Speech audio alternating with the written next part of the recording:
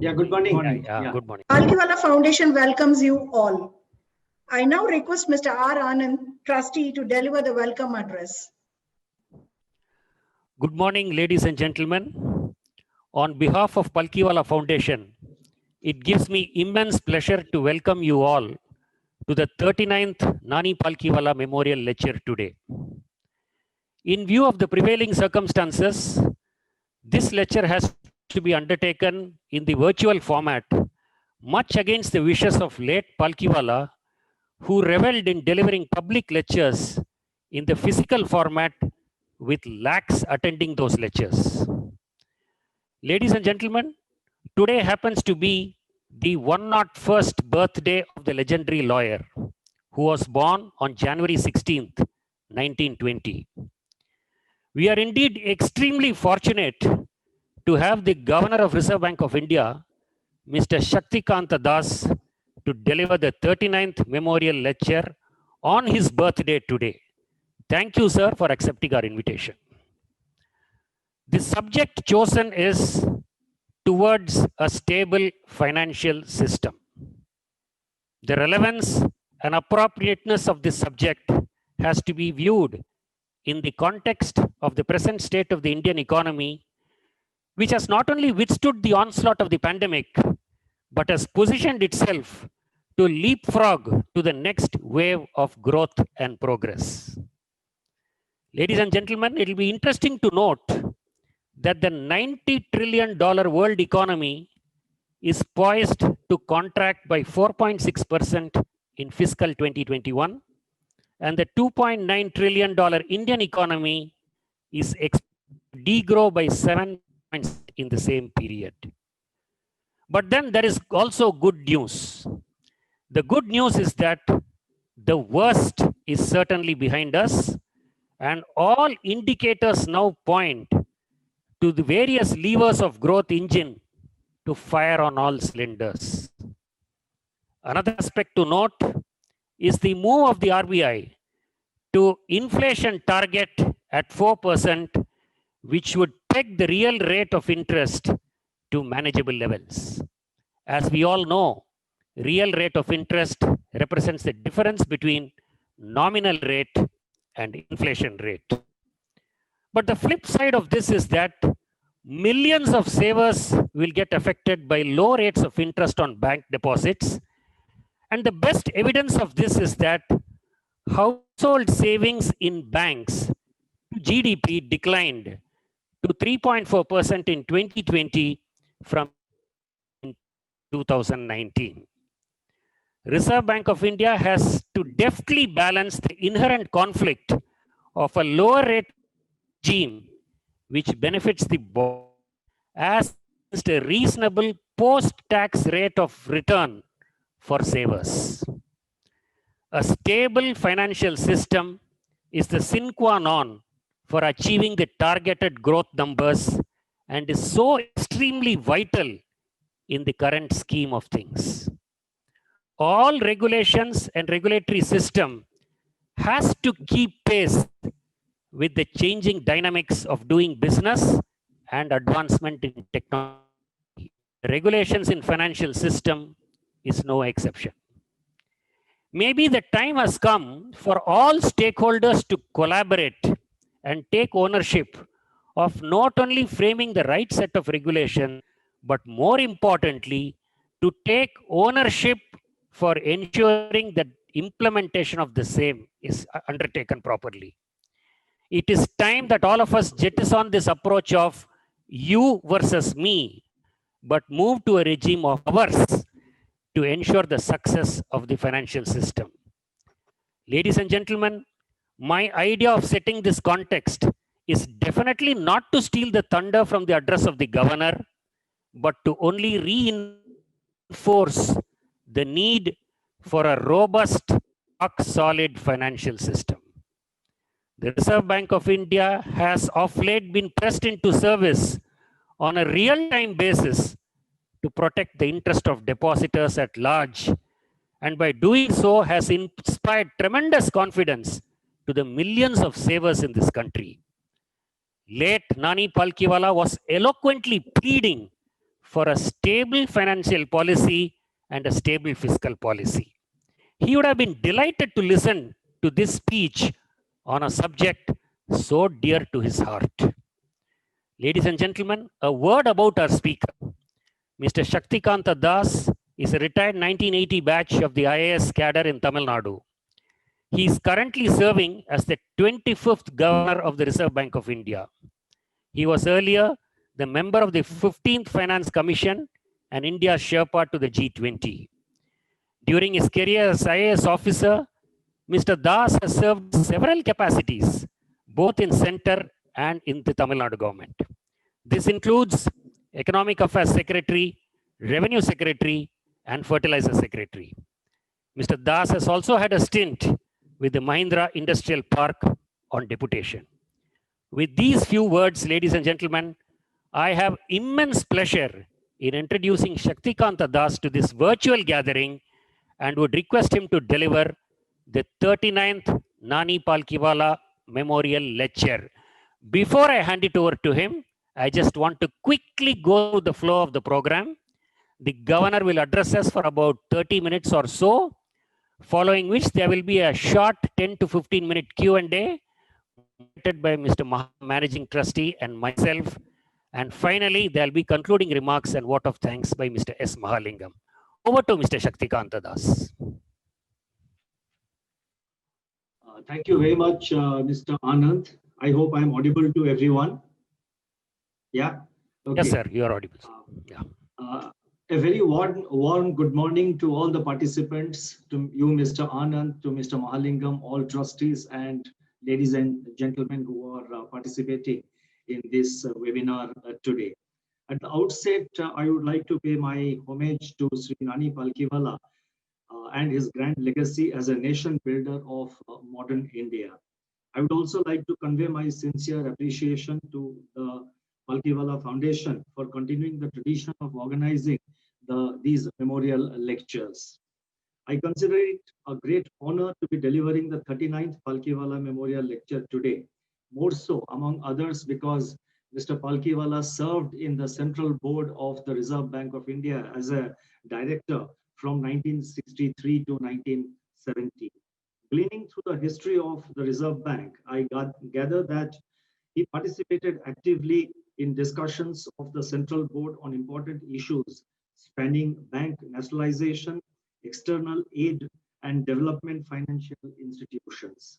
He invariably brought insightful perspective to the deliberations on various issues. Sri Palkhiwala was a strong votary of enhancing competition in the banking sector and nurturing native entrepreneurial capabilities to spur economic progress. These issues continue to be relevant even in the present times. The immensity of Mr. Palkhiwala's lifelong contribution to Indian society is well known.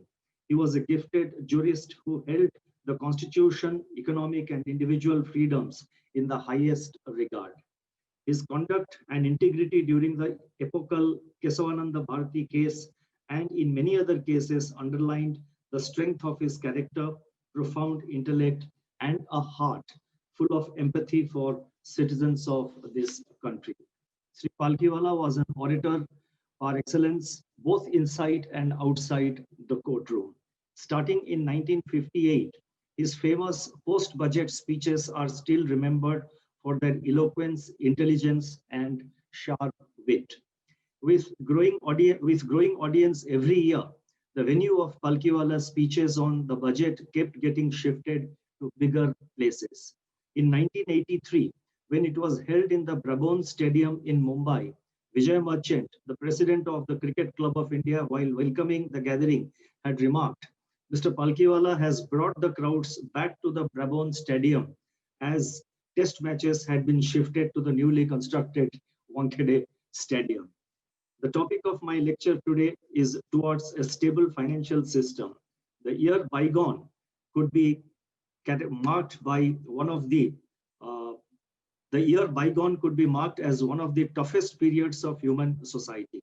The unprecedented health and economic catastrophe caused by COVID-19 pandemic has exposed and widened economic and social fault lines across countries. It is therefore essential to evolve a prudent and judicious approach towards managing the financial system, not only during the pandemic, but in its aftermath. What I have done today is that I will like to focus on financial stability aspect, that is the stability of the financial system, which is the topic assigned to me. Now, let me first talk about the changing contours of financial stability over the years. Globally, the concept of financial stability has been evolving over time.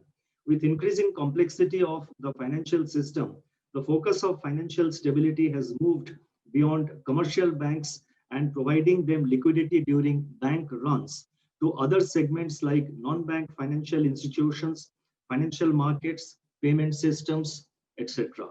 The focus area has thus widened to several other pressure points to prevent financial instability.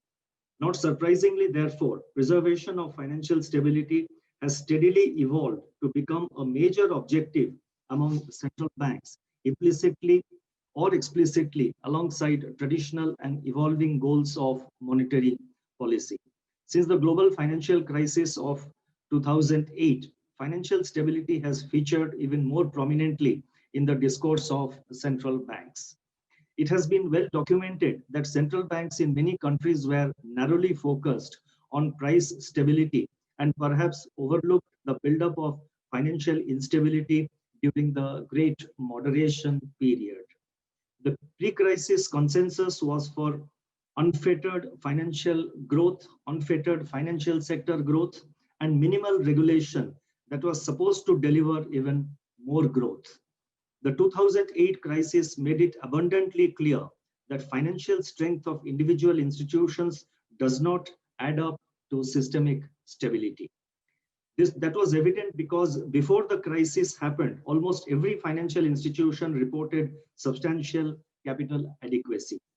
This made the policymakers realize that while microprudential regulations would help determine the strength of a financial entity, they have to be complemented with adequate macroprudential regulations and anti-systemic risk measures.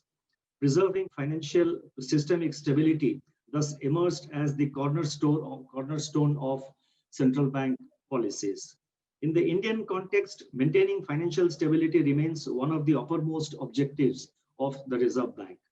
Drawing from its wide mandate as a regulator of banks, NBFCs, and payment systems, regulator of the money, forex, government securities, and credit markets, and also as the lender of the last resort. This unique combination of responsibility, monetary policy combined with macroprudential regulation and microprudential supervision. So these regulations are macroprudential, supervision is microprudential. So this unique combination of responsibilities which the Reserve Bank has, that is consisting of monetary policy combined with macroprudential regulation and microprudential supervision, has allowed the Reserve Bank to exploit the synergies across various dimensions.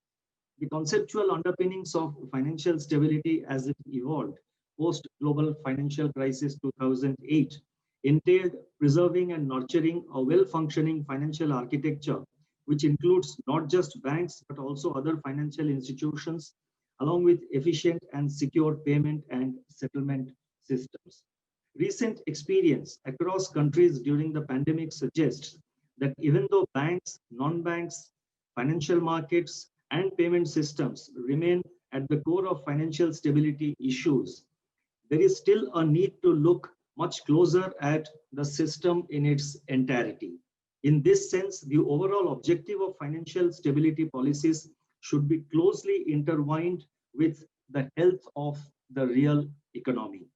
More precisely, given that financial system works as a pivot between various sectors of the economy, and given the strong linkages across sectors, financial stability needs to be seen in a broader perspective and must include not just stability of the financial system and monetary policy, that is price stability, but also fiscal sustainability and external sector viability.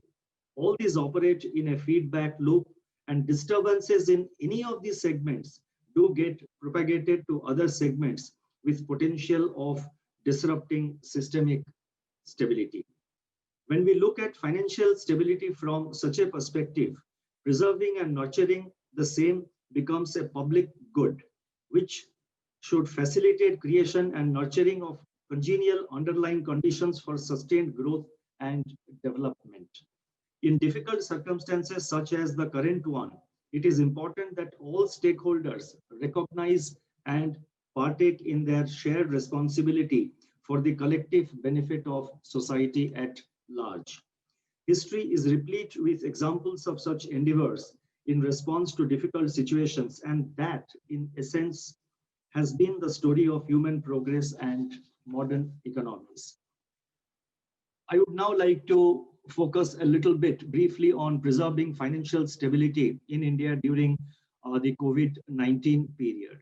The idea of financial stability in this broader sense, as I explained earlier, that financial stability is not just stability of certain institutions, but it is intertwined with the state of the real economy. And we need to also focus at fiscal stability, external sector stability, and the real sector.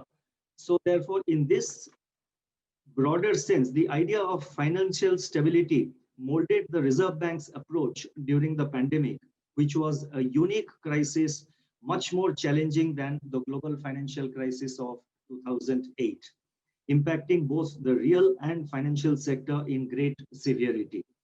With conventional, unconventional, and new tools, the Reserve Bank responded through a series of measures to alleviate stress in various segments of the economy and the financial sector, including the stress encountered by market players and financial entities. Broadly speaking, our approach to the COVID situation included the following measures. So what I propose to do is that in my, a text of my lecture will be uploaded in the RBI website after this event is over. So I will not be going through all the measures which we have taken, some of which I have captured here briefly. I will not be going through all of it because that is known, that is already in the public domain. So in the interest of saving time, I will just highlight our broad approach and the measures behind, the broad approach behind our measures. The first was we undertook measures to mitigate the immediate impact of the pandemic. Secondly, we undertook liquidity augmenting measures totaling about rupees 12.81 lakh crore, which equals to about 6.3% of GDP. Thirdly, we undertook counter-cyclical regulatory measures to ease stress on borrowers and the banking system. Fourth, measures to ensure uninterrupted flow of credit. And fifth, framework for resolution of COVID-related stress for individuals and businesses. And finally, and that is the sixth point, we maintained closer surveillance of all the supervisory entities, which are, that is all the supervised entities, that is the entities which are supervised by the Reserve Bank. Our principal objective during this entire pandemic period was to support economic activity. And looking back over the last few months, looking back over the last 9 or 10 months, it is evident that our policies have helped in easing the severity of the economic impact of the pandemic. I would like to unambiguously reiterate that the Reserve Bank remains steadfast to take any further measures as may be necessary, while at the same time remaining fully committed to maintaining financial stability. Now, in this experience, there have been several learnings, and we have, this has given us an opportunity to learn many things and also to adapt our policies as we go forward. So I would now like to focus on certain adaptations and learnings from the pandemic experience and the way forward. The recent period has given us an opportunity, as I said, to learn and adapt and decide on the way forward. In today's lecture, I would like to focus on 3 key areas. 1, stability of the banking and non-banking financial sector. 2, external sector stability. And 3, fiscal stability. Let me first focus on banking and non-banking financial sectors. Integrity and quality of governance are key to good health and robustness of banks and NBFCs. Recent events in our rapidly evolving financial landscape have led to increasing scrutiny of the role of promoters, major shareholders, and senior management vis-a-vis the role of the board. The RBI is constantly focused on strengthening the related regulations and deepening its supervision of financial entities. A good governance structure will have to be supported by effective risk management, compliance functions, and assurance mechanisms. These constitute, that is the risk management, compliance functions, and assurance mechanisms. These constitute the first line of defense in matters relating to financial sector stability. Some of the integral elements of risk management frameworks of banks would include effective early warning systems and a forward-looking stress testing framework. Banks and NBFCs need to identify risks early, monitor them closely, and manage them effectively. The risk management function in banks and NBFCs should evolve with changing times as technology becomes all pervasive and should be in sync with international best practices. In this context, instilling an appropriate risk culture in the organization is very important. This needs to be driven by the board and senior management with effective accountability at all levels. In addition to a strong risk culture, banks and non-banks should also have appropriate compliance culture. Cost of compliance to rules and regulations should be perceived as an investment, as any inadequacy in this regard will prove to be detrimental. Compliance culture should ensure adherence not only to laws, rules, and regulations, but also to integrity, ethics, and codes of conduct. And a robust assurance, because I had highlighted on risk management, compliance functions, and assurance functions. A robust assurance mechanism by way of internal audit function is another important component of sound corporate governance and risk management. It provides independent evaluation and assurance to the board that the operations of the entity are being performed in accordance with set policies and procedures. The internal audit function should assess and contribute to improvement of the organization's governance, risk management, and control processes using systemic, disciplined, and risk-based approach. In all these three areas, that is risk management, compliance functions, and assurance mechanisms, the Reserve Bank has already taken a number of measures and will continue to do so from time to time. Recent efforts in this direction were geared towards enhancing the role and stature of compliance and internal audit functions in banks by clarifying supervisory expectations and aligning the guidelines with best practices. Some more measures on improving governance in banks and NBFCs are in the pipeline and will be announced in the coming weeks and months. In the last 2 years, the Reserve Bank has also initiated a series of measures to strengthen its supervisory framework over scheduled commercial banks, urban cooperative banks, as well as non-banking financial companies, that is NBFCs. The supervisory functions pertaining to these sectors are now integrated with the objective of harmonizing the supervisory approach. The possibility of working in silos has been eliminated. Earlier in the Reserve Bank, we had separate departments dealing with commercial bank supervision, urban cooperative bank supervision, NBFC supervision. So what we have now done is that we have integrated them and harmonized the various tools of supervision. And we are also doing thematic studies across all these entities, across all these sectors. And that gives us a much more macro understanding of the financial sector. The supervisory functions pertaining to these sectors are now integrated, as I said, and the possibility of working in silos have been eliminated. We have developed a system of early identification of vulnerabilities to facilitate timely and proactive action. We have been deploying advances in data analytics to offsite returns so as to provide sharper and more comprehensive inputs to on-site supervisory teams. So when on-site supervisory team visits a particular bank or an NBFC or an urban cooperative bank, he would have received a lot of inputs already from our off-site back office through the use of technology, data analytics, a lot of questions to be asked, a lot of areas to be looked into. So the supervisor goes much more well prepared and well armed to supervise the regulated and the supervised entity.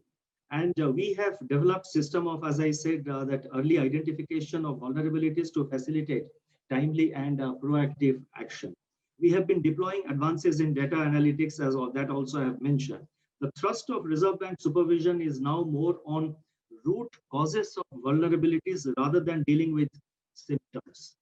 Bank-wise as well as system-wise supervisory stress testing adds a forward-looking dimension for identification of vulnerable areas.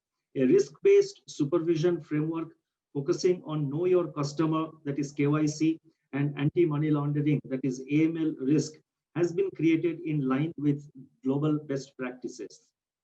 Fintech initiatives are being embraced in the form of innovative technologies for regulation, that is RegTech, and supervision, that is SupTech.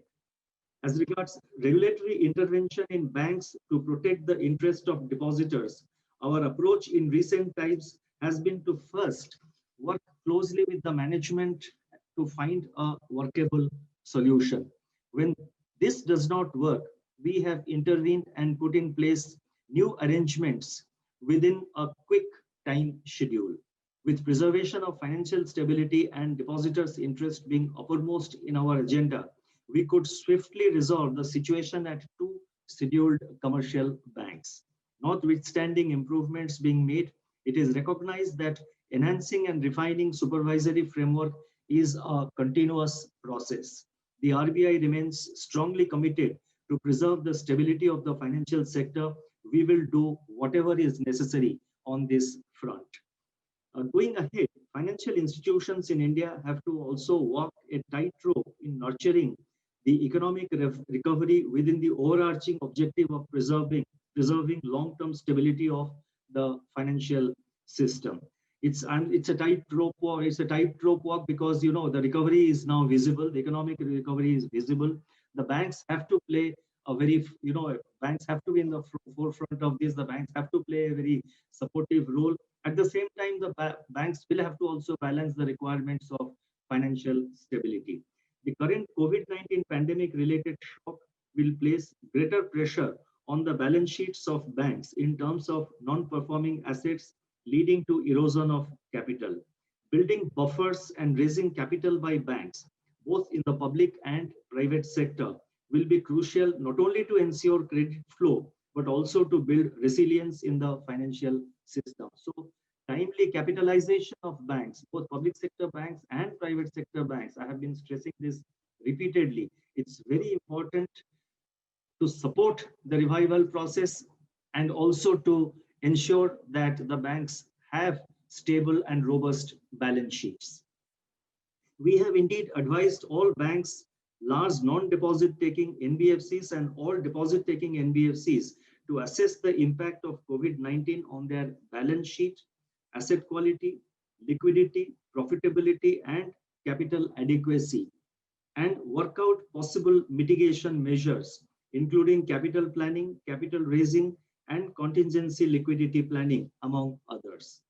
Preliminary estimates suggest that potential recapitalization requirements for meeting regulatory norms, as well as for supporting growth capital, may be to the extent of 150 basis points of common equity tier 1 capital ratio of the banking system. And this is something which was stated in the Reserve Bank's report on trends and progress of banking in India, which was released recently. Prudently, a few large public sector banks and major private sector banks have already raised capital, and some have plans to raise further resources, taking advantage of the benign financial conditions. This process needs to be put on fast track. Let me now turn to the external sector stability. Given that domestic financial sector closely interacts with external sector through various channels, it becomes a critical segment from a financial stability perspective. A weak external sector can pose a threat to domestic financial stability. In the face of swift changes in global economic environment, as was the case during the global financial crisis 2008 or during the taper tantrum of 2013. External sector conditions are generally captured through movements in current account balances, capital flows, exchange rates, foreign exchange reserves, and external debt position. Sudden changes in any of these indicators due to global shocks and or domestic developments can impact the viability of external sector and its interaction with the domestic economy. Notwithstanding the worsening of both external and domestic demand conditions impinging on exports and imports since the onset of COVID-19, external sector has remained resilient.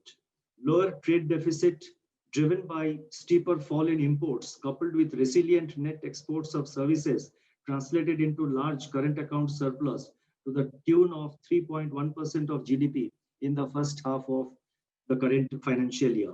With surplus in the current account, the scope of absorption of strong flows of foreign direct investment and portfolio investments by the economy was limited, which led to a large accretion in foreign exchange reserves. Sustained accretion to foreign exchange reserves has improved reserve adequacy in terms of conventional metrics, that is cover for imports, which is now 18.4 months, and reserves to short-term debt in terms of residual maturity, which is now 236%. Sound external sector indicators augur well for limiting the impact of spillovers and possible global shocks and financial stability concerns, as investors and markets are credibly assured of the buffer against potential contagion. While abundant capital flows have been largely driven by accommodative global liquidity conditions and India's optimistic medium-term growth outlook, domestic financial markets must remain prepared for sudden stops and reversals should the global risk aversion factors take hold. Under uncertain global economic environment, emerging market economies typically remain at the receiving end. In order to mitigate global spillovers, EMEs, that is emerging market economies, have no recourse but to build their own forex reserve buffers, even though at the cost of being included in the currency manipulators list or monitoring list of the US Treasury. I feel that this aspect needs greater understanding on both sides so that EMEs can actively use policy tools to overcome the capital flow related challenges. At the Reserve Bank, we are closely monitoring both global headwinds and tailwinds while assessing domestic macroeconomic situation and its resilience. I now turn to the last part of my speech, which focuses on financial stability. The COVID-19 pandemic has further brought to the fore the need for governments to spend on merit goods and public goods, in particular on improving human and social capital and on physical infrastructure. As per IMF's calculations, the total fiscal support in response to COVID-19 amounted to about 12% of global GDP by mid-September 2020. Global public debt is said to reach 100% of global GDP in the year 2020. As a result, most economies are expected to emerge from the pandemic with higher deficits and debt vulnerabilities. Under these circumstances, and given the expenditure requirements to support the process of economic revival, fiscal stability becomes an even more important constituent of overall financial stability.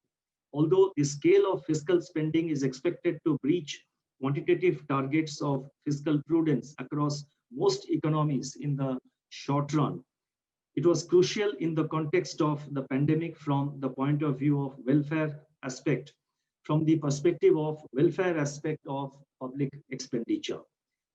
Expenditure on physical and social infrastructure, including human capital, science and technology, is not only welfare enhancing, it also paves the way for higher growth through their higher multiplier effect and enhancement of both capital and labor productivity. Under these circumstances and going forward, it becomes imperative that fiscal roadmaps are defined not only in terms of quantitative parameters like fiscal balance to GDP ratio or debt to GDP ratio, but also in terms of measurable parameters relating to quality of expenditure, both for center and states. While the conventional parameters of fiscal discipline will ensure medium and long-term sustainability of public finances, measurable parameters of quality of expenditure would ensure that welfareism carries significant productive outcomes and multiplier effects. Maintaining and improving the quality of expenditure would help address the objectives of fiscal sustainability while supporting growth. In conclusion, I would like to say that looking ahead, our financial system faces both challenging times and new opportunities as the Indian economy returns to full vitality. New vistas of financial intermediation leveraging on technology and new business models will emerge.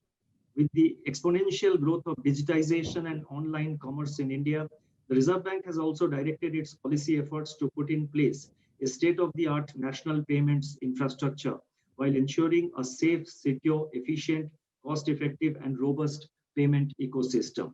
The Reserve Bank is positioning itself to provide an enabling environment in which regulated entities are catalyzed to exploit these new avenues while maintaining and preserving financial stability. The regulated entities on their part need to strengthen their internal defenses to identify emerging risks early and manage them effectively. Financial stability, as I said earlier, and I would like to repeat, financial stability is a public good and its resilience and robustness needs to be preserved and nurtured by all stakeholders. At this juncture, we need to support economic revival and growth. We need to preserve financial stability. Thank you very much. Thank you, sir. That was not only a very comprehensive analysis of the present state of affairs as far as the pandemic is concerned and the learnings that brought to bear on this particular review, but I think you also painted the picture as to how going forward we need to tackle the issue of financial stability. There are two takeaways, and then I will quickly move to the Q&A session. I think that these takeaways are extremely important, not only from a regulator perspective, but also from a regulatory perspective. Cost of compliance is an investment, not an expenditure. Operating in silos will not be the best way to approach any supervisory aspect. I think these are two very important aspects from a governance standpoint, which you very rightly pointed out. There are several questions which are coming in the chat box and even earlier. The first two questions I would questions. Mr. Mahalingam, please. Yeah, thank you very much for this really extraordinary lecture covering the wide spectrum. As Ranan said, there have been a few questions that have really come in. One of the issues that has been engaging the attention of a lot of people is really the development of money market or bond markets. Why is it still underdeveloped, and is there any mechanism that you have in place to nurture the development?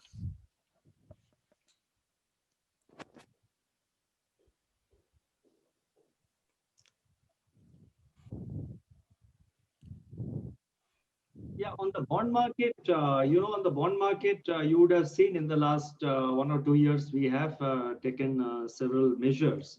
And it's a continuous process, and we are regularly in dialogue with the various market participants. There has been a lot of discussion between the RBI and the SEBI. And let me say that so far as the government securities, government bond market is concerned, the government securities are concerned, I think India has one of the most liquid markets in terms of entry norms and also in terms of the ease of exit. So that is, with regard to the government securities market. But private bond markets, yes, many more steps need to be taken. We are in discussion with the SEBI. During the pandemic period, you would have seen that when in the month of February and more in March, the bond markets in India had almost frozen. And RBI, then we injected a lot of liquidity through these targeted long-term repo operations. through long-term repo operations, that is LTRO and TLTRO, and the bond market was revived. So we found initially that all our liquidity measures were more to the, particularly the higher rated companies, the AAA rated companies in particular, they were able to raise resources. But the system also needed the bond market down the line to get activated.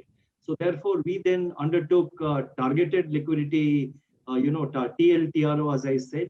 We undertook financing of, let us say, the MSME segment, the cooperative banking segment, through the All India financial institutions like the SIDBI, the NABARD, and the National Housing Bank.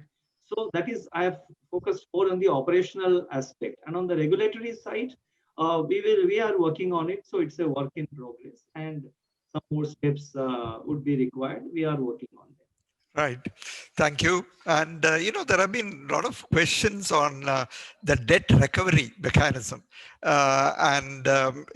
what can be done to speed up, including the mechanisms of addressing acceleration of the, of recovery. At the same time, you've also talked about, I'm slightly diverging, but you've also talked about recapitalization requirements of banks, and that, in terms of undertaking the development activities and so on, that is in store as we exit from the current crisis. There is one question on the concept of bad banks. And whether there are any institutional reform that you can really bring in. So I'm trying to put together a number of observations that have come in. Would you like to comment on some of these? You see, the bad bank has been under discussion for a very long time. And I think it's, we have in RBI provided, we have regulatory guidelines for asset reconstruction companies. And we are open to look at any proposal for setting up a bad bank. We are open to it. And from a regulatory, we are open in the sense that what I'm saying is that if any proposal comes, we are open to examining it and giving it the required regulatory issuing the regulatory guidelines, but then, it's for the government and it's for other private entities, private sector players to really plan for it. So far as RBI is concerned, we try to keep our regulatory framework in sync with the requirement of times. If there is a proposal, please mark my words, if there is a proposal for setting up a bad bank, RBI will examine and take a view on that. Anand, would you like to continue? Yes, sir. There are several questions around the NBFC sector, but I'll try to bunch them together. I think the scale-based regulation, which has been now talked about in the NBFC, larger companies to be regulated more, smaller companies to be regulated less. I think it's a step in the right direction. And the question which the small NBFCs are asking is, they should be regulated and they must have access to more capital and loans from banks. Is the RBI seriously looking at some sort of a solution for these small NBFCs? You see, our scale-based regulation for NBFCs, as we announced in our last MPC on 4th of December, the discussion paper is almost ready. It will come out in the next few days, perhaps next week.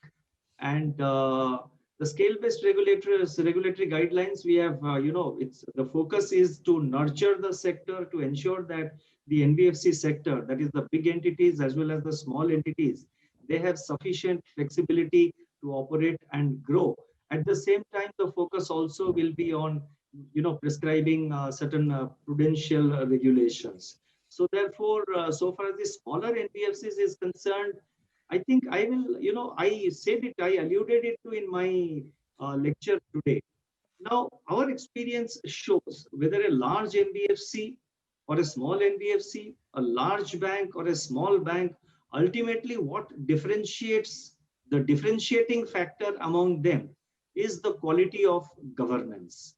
Now, you have small NBFCs which have good quality of governance, who are able to access the money market, who are able to get funded by the banks. In fact, the bank credit to the NBFC sector has remained fairly steady even during this COVID-19 period. Of course, the banks have been helped by our, the long-term repo operations, but at the same time, it has remained steady during this entire period. So therefore, small, big, I think the emphasis should be more on the quality of governance, and secondly, and equally important, on the business model. I think that also is very important, whether there is appropriate risk culture within the NBFC, whether it is big or small, there has to be appropriate risk culture also within the entities. So if that is done, I'm sure whether it's a small NBFC or mid-sized NBFC, and I'm saying it out of our experience, that once you have a governance model which is robust, once you have a business model which is robust, I think even the small and medium NBFCs are able to access money, both from banks and money markets.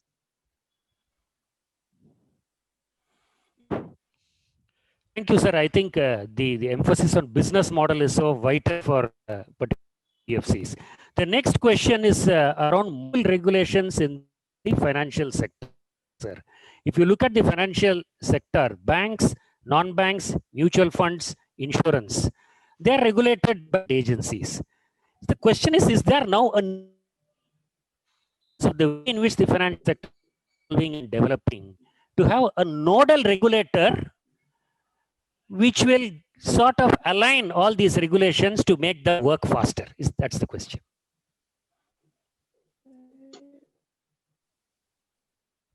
No, I didn't quite get the question. Are you talking of a super regulator who will look also after the, whatever RBI is doing and whatever SEBI and IRDA is doing? Is that the question? I didn't quite get it. The question is, the question is whether we, yeah, I think it's your voice is breaking. Your voice regulations. Is breaking. Okay. Is it clear now, sir? No, it's breaking in between, so I'm missing out quite a bit. Hello, is it clear now? Okay, okay. Go ahead, slightly better. I think it is about multiplicity of regulations. Yeah. The question is regarding multiplicity of regulations and whether we need to have an alignment or bring in a common regulator. That's the question. I think common regulator was, one of the recommendations of the Justice Sri Krishna committee.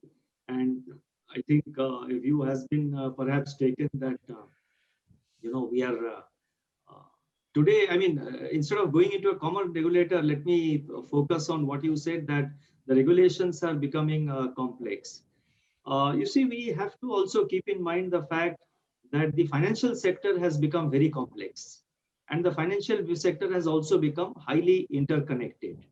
So to deal with this issue of interconnectedness and complexity of the financial sector, and to ensure that all the regulators, that is whether it is the RBI or the SEBI or the IRDA or the Pension Fund Regulatory Authority, to ensure that all these regulators work together. As you know, we have the mechanism of the Financial Stability and Development Council, chaired by the finance minister. Under that, we have, under the aegis of the FSDC, we have a subcommittee of the FSDC. And the subcommittee again consists of all these regulators. The subcommittee meetings are chaired by the RBI governor and the chairman, SEBI, chairman, IRDA, and all other regulators. They participate in that. And this subcommittee of FSDC meets more frequently and discusses various inter-regulatory issues and also aspects of risk build-up in the financial system, which requires concerted action by the various regulators. So therefore, I think the focus should be on maintaining good communication between the various regulators, which we are doing. We have regular communication between the various regulators. And you see, if you have a single regulator, I mean, I'm not going into it. It's a much larger topic. I'm not going into it.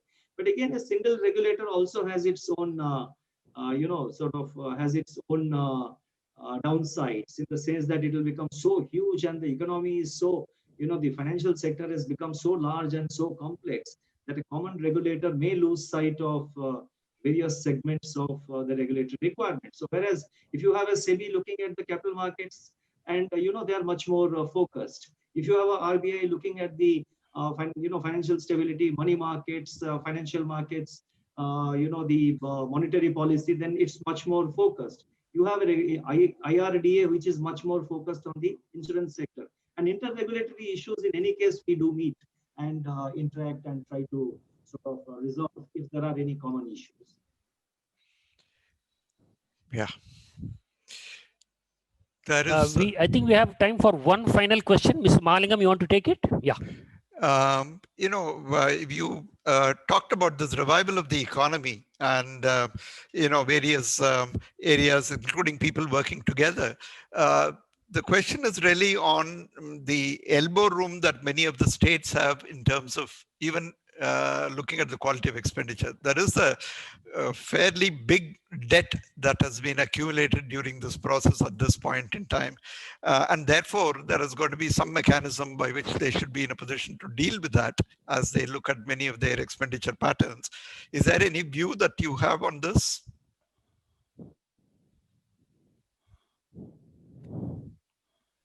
No, what I was saying is that all welfare expenditure, the first thing is that when you're looking at public expenditure, that is public finance at the state and at the central level, I think the quality of expenditure is important in the sense that what kind of multiplier effects or what kind of productive outcomes it is going to produce. Whether it is a one-time benefit or it is a benefit which is recurring in nature. So, of course, in certain situations, one-time benefits will have to be given. For example, if there is a natural calamity, if there's a flood, if there's a cyclone, you need to give one-time support to the affected people. So, I'm not generalizing saying that one-time benefits or one-time support should not be given. But while deciding on in a normal situation, while deciding on the composition of your expenditure, I think it is necessary to focus on those aspects of expenditure. For example, capital expenditure is, by and large, capital expenditure has multiplier effects. Certain amounts, certain kinds of revenue expenditure also have multiplier effects, and all revenue expenditure is not bad. I was only focusing on the expenditure which every rupee that the government spends, whether the state or the central government, every rupee the government spends, what is the outcome? What is the multiplier effect that it is generating? What percentage of my, of our expenditure is going towards one-time benefits or one-time, some one-time measure? And what percentage is going into one-time measures are important, as I said, in certain situations. I would like to clarify lest I am misunderstood.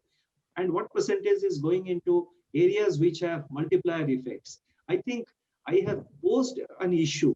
That along with the measurable, quantifiable targets of fiscal sustainability, that is, debt to GDP ratio or the fiscal deficit limits, etc. These are quantitative parameters. Along with that, can we develop an index or a metrics to measure a set of metrics to measure the quality of expenditure? I have posed this more by way of a question, and we are working on it in the Reserve Bank. Internally, we are working on it, I should not say, but we are internally, there is a lot of brainstorming, a lot of discussion going on. So it is more, the intention was to place it in the public domain and generate more discussion. Yeah. Mr. Mahalingam, can you make the concluding remarks on the vote of thanks? For that, may I request all the audience to give a virtual round of applause to the governor for having taken time out and spent time with us. Thank you very much, sir. Mr. Mahalingam, for the vote of thanks. Yeah, thank you very much. This has been an extremely a lecture extraordinary lecture, which has covered a wide range.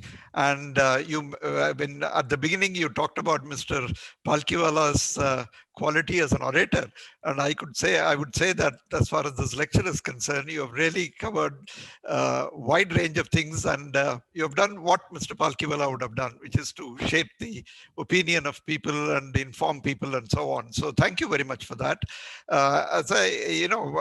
When I looked at my notes, I found that you had touched on the current situation. Of course, this is one of the toughest periods that we are all going through. You've looked at the global issues at this point in time, and learning from the last the global financial crisis that took place and what had taken place at that point in time. You have talked about the role of the institution, RBI as an institution, and its primary focus. Of course, you have summarized the kind of steps that you have taken, and you focus quite a bit on how we exit from the current situation, and in respect of three parameters: stability, external sector, as well as the fiscal areas. And as Anand had earlier said, there are quite a few takeaways from this lecture, and thank you very much for really taking the time and delivering this lecture, which is truly a lecture that we would treasure. And it has come on the 101st birthday of Mr. Nani Palkiwala, a giant of a person who was not only a jurist but far beyond that in his outlook and in his impact on people. I would like to thank your offices as well in terms of providing all the assistance for this lecture. I would also like to thank all the participants. Perhaps we have had the largest amount of attendances in this lecture in our series, and many people who had registered have been from the business, profession, and also from the who have played a role in the government and so on. So we have had some very, very good participation from the older as well as the younger people, and thank you very much for all the participants. I would also like to thank the Nani Palkiwala Foundation staff, who have really worked quite hard in terms of putting together this virtual lecture. And certainly I would like to place on record our own debt of gratitude to them. So with this, I would like to conclude this lecture. Thank you very much to everyone. Thank you, sir. Thank you. Thank you. It was my pleasure. Thank you very much. Thank you, sir.